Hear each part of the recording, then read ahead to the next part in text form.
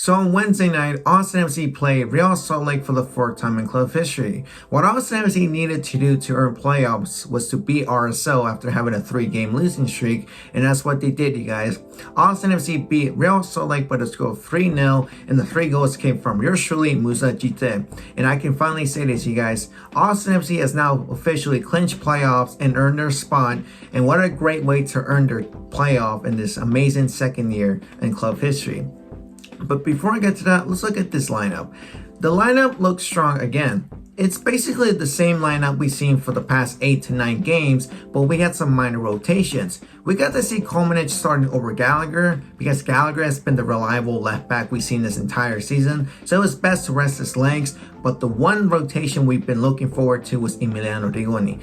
Ethan Finley finally got some resting time because for me, in my point of view, even though some hate him, some love him, he was the only trustworthy right winger because he provided a lot of creativity and a lot of support in that depth area, in that winger spot. But finally, he gets some resting time because finally we got to see Emiliano Rigoni get his first minutes of this 2022 MLS season. And from my point of view, Rigoni had a decent match. He still needs a lot of time to adapt because we still haven't seen his full picture because we're seeing half a player what he is. But in this game, we got to see what he is. The one thing I wanted to see from him was his dangerous left foot, and that's what he gave us. His left foot is dangerous, and he can also play as a defensive player. So I can't wait to see what the full picture of Rigoni is for next season. But in the back four, we got to see Cascante and Galvez starting again because we thought one of them should get some resting time, but no, they both wanted to redeem themselves, and that's what they did against RSL. 2 great performances from the both of them, but mostly in Cascante's part because he had 2 terrible games against Nashville and against Seattle Sounders. But in this game, he redeemed himself and he truly earned that redemption. In the midfield, we got to see Driussi, Alex Sri, and Danny Pereira. We wanted to see Johan Valencia get some minutes, but he got a yellow card against Seattle Sounders, which meant he was suspended for this game. But I was fine with this midfield, again, the midfield trio. But in this game, Danny Pereira was locked in as he kept balance with the midfield and the back 4 alongside with Stu.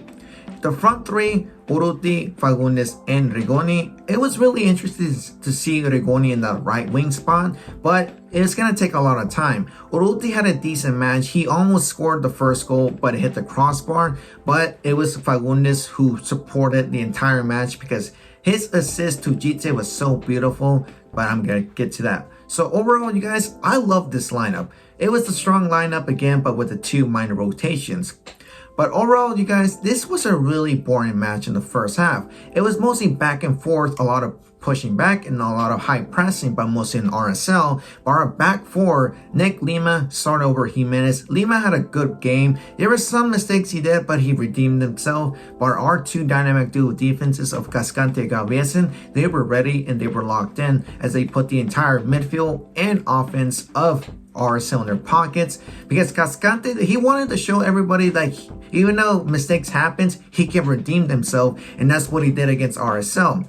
Even though he was subbed off and we got to see Johan Amanya, I still give my respects to Cascante from having a great game against RSL.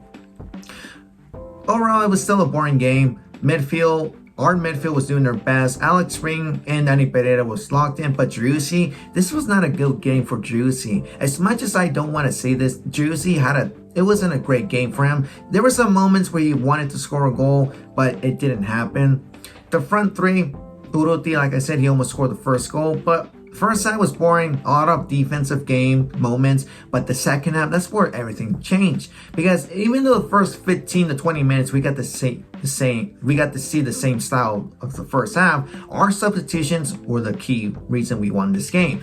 Josh Wolf did the smartest substitution of his career, and it was putting Musa Jite. We saw Musa Jite last month. I don't know which game he started, but in this game against Real Salt Lake, Jite was a super substitution for us because Jite, he's built like a brick shithouse and he gets in the way of the entire Real Salt Lake players because his speed and his body structure is a good way to be a great threat for the defense of any team because Jite scored the goal. An assist from Diego Fagundes.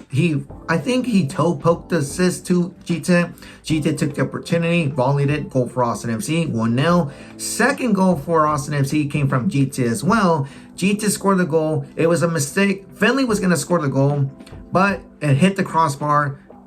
The ball went to an RSL defender, but he did a mistake, and GT, again, he volleyed that goal, 2-0. Then this was probably one of the most beautiful counterattacks I've seen.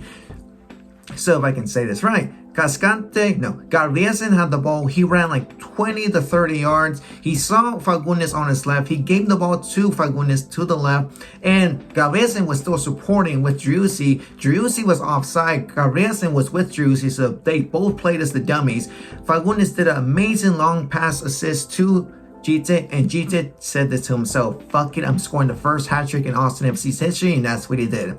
GT scored the third goal, and this became the first time in club history that Musa GT scored the first Austin FC hat-trick and the first hat-trick in his career.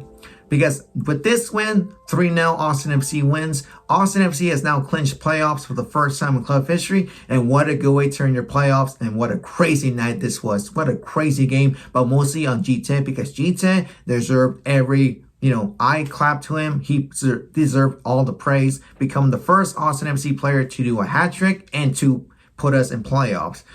But that was a lot to say, you guys. I'm really glad Austin FC got this win against Real Salt Lake. Our next game is against Nashville, the revenge match for both Driussi and Mukhtar, but mostly in Driussi because he wants to retake that throne of MVP and the Golden Boot race. But I'll be back here with the preview match. Other than that, you guys, I hope you guys understand this video. There was a lot to say, but I'm truly glad Austin FC got playoffs and a win against RSL, but mostly on GT getting the first hat trick of his career and season. But other than that, you guys, the name has been Mexican 17. Stay hydrated, and I'll catch you guys on the next one.